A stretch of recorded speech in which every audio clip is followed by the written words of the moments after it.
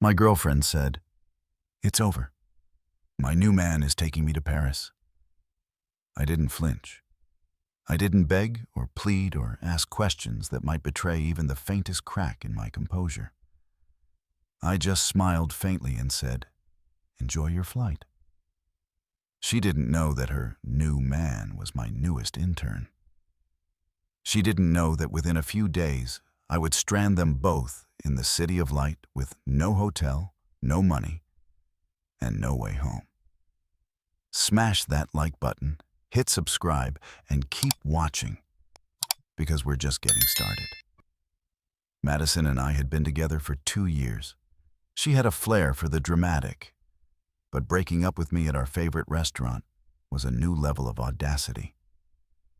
We were seated at our usual table, quiet corner, candlelight, white tablecloth. As she began her speech, the waiter kept gliding over to top up my water glass, as though this conversation wasn't detonating my relationship right there between the breadbasket and the wine list. She launched into the usual breakup cliches, different paths, needing more passion, wanting someone more ambitious. But then her voice took on a note of smug excitement.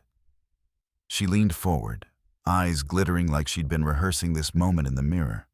"I've met someone else," she said. "A dynamic, incredible man who's really going places. He's taking me to Paris for a week, Alex. First class. We leave on Friday." It was clear she wanted to hurt me, to make me feel small. She wanted me to imagine her wrapped in another man's arms, sipping champagne at 35,000 feet, strolling down the Champs-Élysées while I sat alone in my apartment. But instead of anger, I felt something far more controlled. Something I recognize from business negotiations right before I close a big deal. Because as she described this incredible man, I realized I knew exactly who he was. Leo. 3 months earlier, our company had brought in a cohort of elite MBA interns from some of the top business schools in the world. I'm a vice president at a large multinational technology firm, and Leo had been assigned to my team. He was young, whip-smart, and dangerously ambitious, the kind of person who mistakes recklessness for brilliance. Despite being just an intern, he had that self-satisfied glint in his eye, the look of someone who believed rules were for other people. He made a strong impression on senior leadership, so much so that I'd been authorized to give him a corporate American Express card. A rare privilege at his level. It was intended for project expenses, including possible client meetings in Europe, and had a generous limit. The moment Madison mentioned first class and Paris, I knew she wasn't funding this trip. Leo certainly wasn't paying for it out of his own pocket. Interns don't pull that kind of money. That left one possibility. He was using the corporate card. I kept my face neutral. "When's your flight?" I asked. "Friday evening," she said, smirking. 7 p.m., direct to Charles de Gaulle. Later that night, while she was packing her things in our apartment, I sat in my home office and logged into our company's corporate expense portal. The charges were right there in black and white. 2 first-class round-trip tickets on Air France, $14,500. 1 week prepaid at a 5-star hotel on the Champs-Élysées, $8,200. A $1,000 cash advance from an airport ATM. It was breathtaking in its stupidity. Leo wasn't even trying to hide it.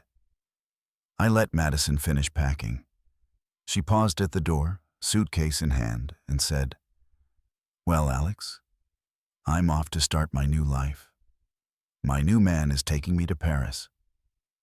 I looked her straight in the eye and said, "Enjoy your flight." For the next 2 days, I monitored the expense feed. Airport lounge access, overpriced duty-free shopping, a meal at a restaurant I knew was inside JFK Terminal 1. On Friday evening, I opened a flight tracker and watched their status change. At gate, boarding, airborne. Once the little airplane icon showed them halfway over the Atlantic, past the point of no return, I moved. Step 1. I sent Leo a text. Leo, this message is to inform you that your employment with this firm is terminated, effective immediately, for gross misconduct and fraudulent misuse of company property. Your corporate credit card has been canceled. A formal letter demanding repayment will follow. Do not contact me or anyone else at the company. I hit send. He wouldn't see it until they landed. Step 2. I called our corporate card administration service. I identified myself with my executive ID and reported Leo's card as used for fraudulent purposes. All charges, including the tickets and hotel, were flagged for chargeback, and the card was frozen. In 5 minutes, I had severed his financial lifeline. If you're hooked so far, tap like and subscribe to keep going, because this story just keeps on getting interesting. I imagined the scene.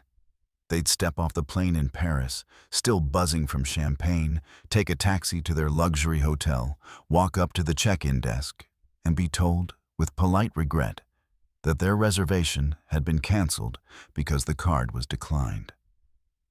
Leo's personal account couldn't cover even one night in a cheap Paris hostel. They were stuck. About 8 hours later, my phone lit up with a French country code. I ignored it. Then another call. Then a string of texts from Madison. Alex, what did you do? The hotel won't let us check in. Leo's card keeps getting declined. He says you canceled it. We have no money. You have to fix this. You owe me this. I replied once. This sounds like a personal problem between you and your dynamic, ambitious man. As I said before, enjoy your flight. Or in this case, your vacation. Then I blocked her everywhere. On Monday, I walked into the office, met with HR and my boss, and laid everything out. Dates, amounts, and the termination record. They were both fully supportive. My swift action was noted in my file as an example of strong executive oversight. Leo was blacklisted from our company and all subsidiaries. A week later, the grapevine delivered an update. Madison had been forced to call her parents in tears, confessing that her glamorous getaway had collapsed because Leo had used a stolen corporate card.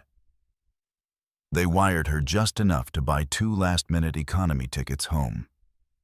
Middle seats, 3-hour layover in Iceland. The trip back must have been painfully quiet. Within a week of returning, she and Leo broke up. He was no longer the dynamic alpha she'd left me for. He was broke, unemployed, and facing a mountain of debt. Then came her retaliation campaign. She spread rumors that I was jealous, controlling, emotionally abusive, and had fired Leo out of spite. She sent a pseudo-legal email demanding I return gifts and claiming entitlement to part of my assets because of her emotional labor. I didn't respond. I forwarded the email to my attorney. The cease and desist letter that came back was brutal, point-by-point destruction of her claims, complete with receipts proving my ownership of everything she listed. It also reminded her that she had knowingly participated in a trip funded by corporate fraud, and that if she continued harassing me, I might recommend she be treated as a co-conspirator in my company's investigation. The rumors stopped. 4 months later, the fallout was complete. Leo owed the company just over $24,000, with 30 days to arrange repayment before a civil suit would be filed. His business school dean was formally notified of his termination for misconduct, effectively ending his career before it began. As for Madison, broke, dumped, and humiliated, she moved back in with her parents, living in her childhood bedroom in her late 20s. One final email arrived from a new address. Part apology, part blame, part self-pity. I read it, felt nothing, deleted it, and blocked her again. My own life? Peaceful, stronger than before. My career's reputation is better than ever.